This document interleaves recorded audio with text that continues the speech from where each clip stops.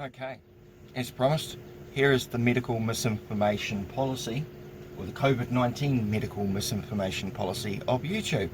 It's freely available up on YouTube, go and look it up yourself. The safety of our creators, viewers and partners is our highest priority. We look to each of you to help us protect this unique and vibrant community. Already I'm starting to feel like there's a little bit of vomit coming out. But anyway, I'll skip that shit. YouTube doesn't allow content about COVID-19 that poses a serious risk of egregious harm. YouTube doesn't allow content that spreads medical misinformation that contradicts local health authorities, or LHA, and the World Health Organization, WHO, medical information about COVID-19. Are you kidding me? Because you just banned the local health authorities and gave me a strike for it. So you're full of shit, YouTube. YouTube doesn't allow this is limited content that contradicts WHO or local health authorities' guidance on treatment, prevention, diagnosis, transmission, social distancing and self-isolation guidelines, and the existence of COVID-19. See, you've got to wonder about it.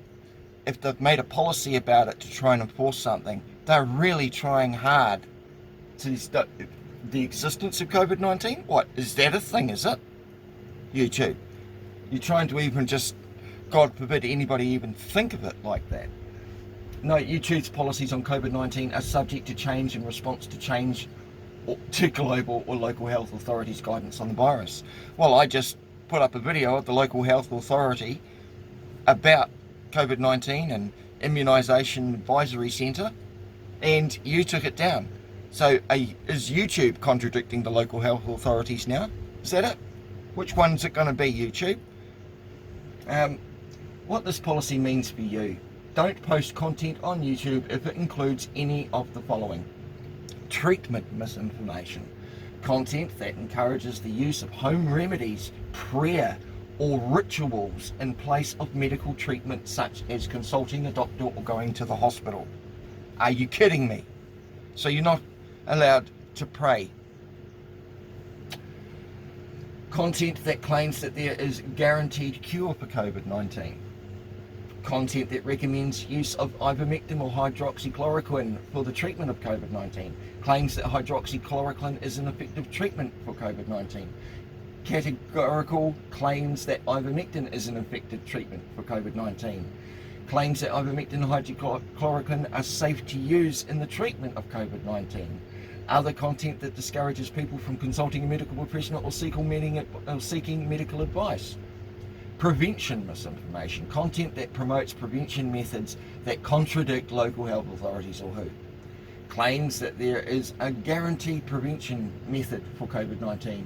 Claims that any medication or vaccination is a guaranteed prevention method for COVID-19.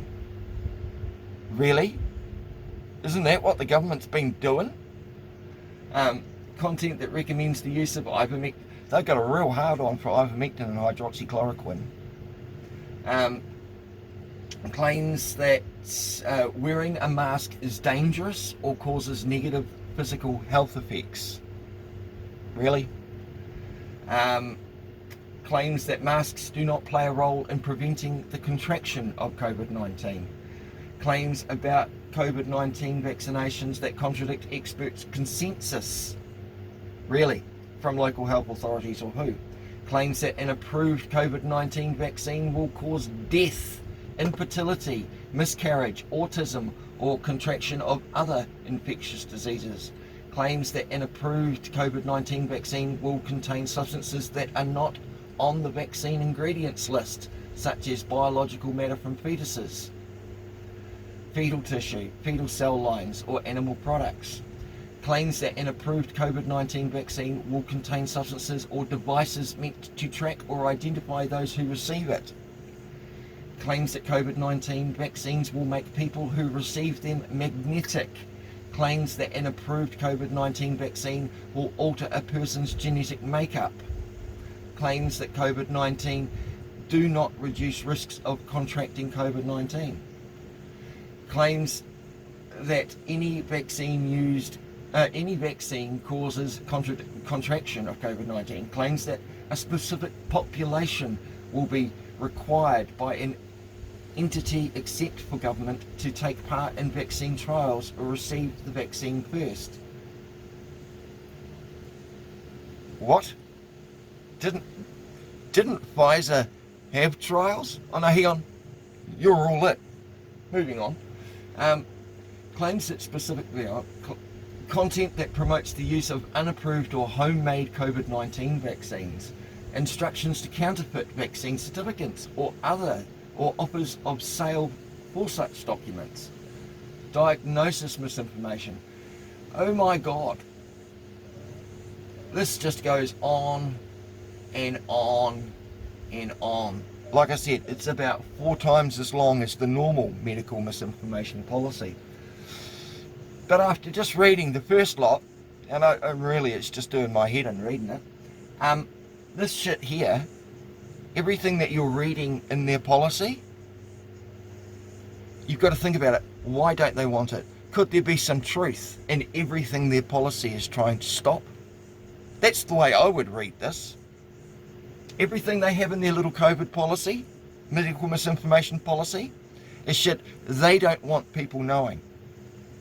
It's not whether the claims are true or not, it's just they don't want people knowing this stuff. You know, God help claims that the vaccine may cause severe injury, autism, death. I mean, gosh, that wouldn't happen, would it? Even though it's already recognised by the local authority that it has. Our own coroner's report says that that's the cause for it. But is that going against the WHO or the local health authority, or is that going against what YouTube wants to spin you? Because that's what it fucking boils down to. Go and have a look at the medical misinformation policy, guys. Go and see how much YouTube are trying to stop everyone from learning. Because that's what it boils down to. Catch you later. Bye.